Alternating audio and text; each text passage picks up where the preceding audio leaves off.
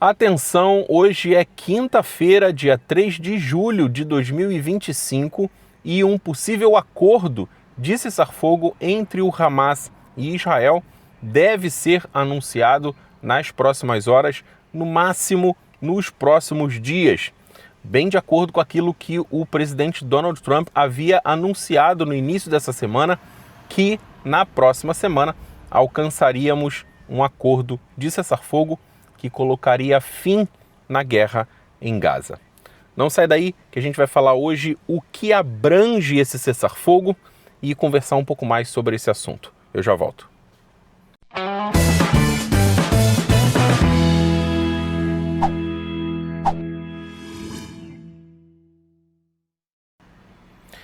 Sejam todos muito bem-vindos a mais um vídeo aqui no canal. Uma nova proposta de cessar-fogo inclui a retirada das forças de defesa de Israel, não do território de Gaza, mas sim para posições que eram ocupadas em março. Reimplementação do mecanismo de ajuda da ONU também é um assunto que o Hamas colocou em pauta nesse acordo. Vamos entrar aqui no site, no The Times, para a gente acompanhar na íntegra essa matéria que saiu no jornal hoje, dia 3 de julho de 2025. É ainda um assunto que está bem recente, então não tem muitos detalhes. E lembrando que tudo isso que a gente está falando no vídeo de hoje é uma divulgação do jornal libanês Al-Akhbar. Não é um item, não é uma notícia oficial dada pelo governo de Israel ainda, mas a previsão é que nas próximas horas ou nos próximos dias no máximo, esse acordo seja publicamente revelado. O jornal libanês Al-Akhbar relata que mais recente proposta de cessar-fogo para Gaza está focada em 3 questões centrais. A gente já havia discutido isso anteriormente, quais eram as intenções do Hamas, que a gente não muda desde o início, e quais são as intenções e o foco de Israel. Em primeiro lugar, o acordo exige que as forças israelenses se retirem para as posições que ocupavam antes do colapso do último cessar-fogo em 2 de março. Naquela época, as forças de defesa de Israel não haviam se retirado totalmente de Gaza e permaneciam estacionadas ao longo do chamado Corredor Filadélfia, que antes era um ponto que o Hamas não abria mão. Vocês lembram? Por que não abria mão? Porque a grande maioria da entrada do contrabando de armas que ia para o Hamas vinha pelo Corredor Filadélfia. O Corredor Filadélfia hoje está tomado pelas forças de defesa de Israel e provavelmente não há entrada de contrabando visível, no volume que era antes, pelo Corredor Filadélfia. É óbvio que a gente não estando no local, nem as forças de defesa que estão no local, sabem exatamente todos os pontos, todos os túneis que passam por baixo do Corredor Filadélfia e chegam em território egípcio. Pode ser que um túnel de mais alguns quilômetros que dê em um ponto distante do Sinai, que é gigantesco, que não seja controlado pelas forças de defesa de Israel, até porque já é outro território, as forças de defesa de Israel não podem estar nesse território.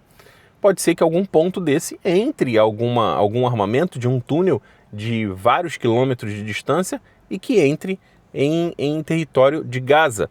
Pode ser, mas até então o Corredor Filadélfia está sendo controlado pelas forças de defesa de Israel. O segundo item é a questão de ajuda humanitária. Aí a gente entra num consenso que alguma coisa tem. Por quê? Hoje, em Gaza, existe uma empresa, uma concessão de empresas americanas, israelenses, apoiada pelos Estados Unidos e por Israel, que distribui essa ajuda humanitária diretamente para os moradores de Gaza. Por quê?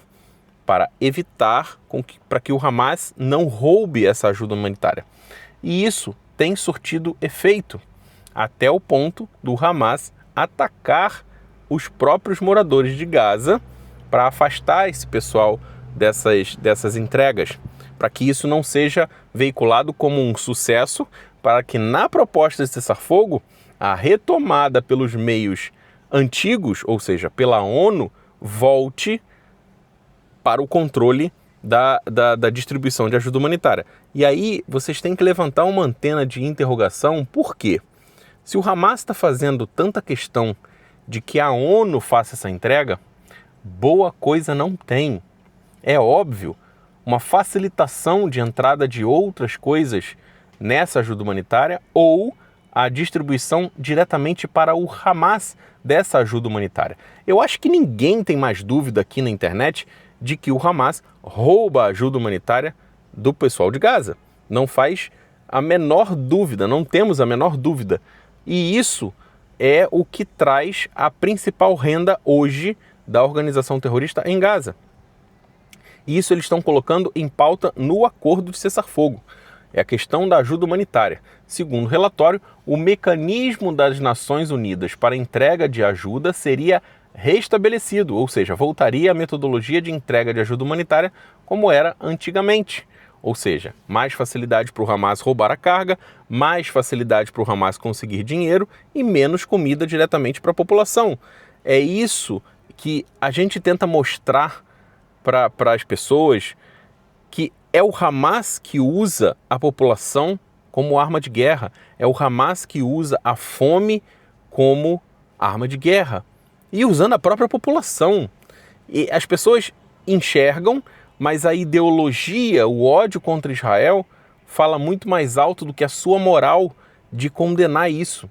Você que está assistindo esse vídeo e acha que o Hamas tem razão ou que o Hamas protege a população de Gaza. Não, a população de Gaza é o escudo, é a vitrine, é a arma de guerra que o Hamas usa. Isso já ficou muito claro. Se você não enxerga isso, então desculpa, não tem nem mais o que a gente conversar. O sistema antigo pelas Nações Unidas seria restabelecido para garantir o fornecimento ininterrupto. Todas as vezes que a entrega de ajuda humanitária foi interrompida pela Fundação Humanitária de Gaza, que é a empresa americana israelense que está presente em Gaza, todas as vezes que a ajuda por esse meio foi interrompida, foi por conta do Hamas.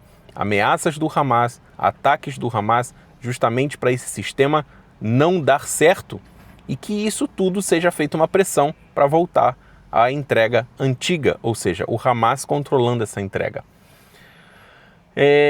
Para garantir o fornecimento ininterrupto. Embora a Fundação Humanitária de Gaza, apoiada pelos Estados Unidos e por Israel, não seja explicitamente mencionada, o relatório sugere que o mecanismo da ONU seria utilizado exclusivamente. E, por fim, a proposta inclui um compromisso de continuar as negociações sobre o futuro mais amplo do cessar-fogo, mesmo que um acordo para encerrar a guerra não seja alcançado antes do início dessa trégua inicial. O que foi proposto foi uma trégua, um cessar-fogo de 60 dias, a entrega de 10 reféns vivos. A inteligência estima que 20 reféns ainda têm vida e outros corpos estejam em poder do Hamas. Junto desses 10 reféns vivos, libertados, sem cerimônias de libertação, o Hamas também se comprometeria a entregar 18 corpos de reféns que estejam dentro de Gaza. É uma situação muito complicada e que nas próximas horas ou nos próximos dias a gente vai ter uma resposta decisiva do que está incluído, quem vai voltar para casa e torcendo para que isso acabe o mais rápido possível. Aproveitando para falar também da nossa ação, já chegamos em praticamente 50% da ação. O link está aqui embaixo também, R$5.000 no Pix e mais 5 prêmios instantâneos de R$500. Ainda sobram 2 prêmios instantâneos, então corre porque já vai acabar. Um forte abraço, até o próximo vídeo e até a próxima live.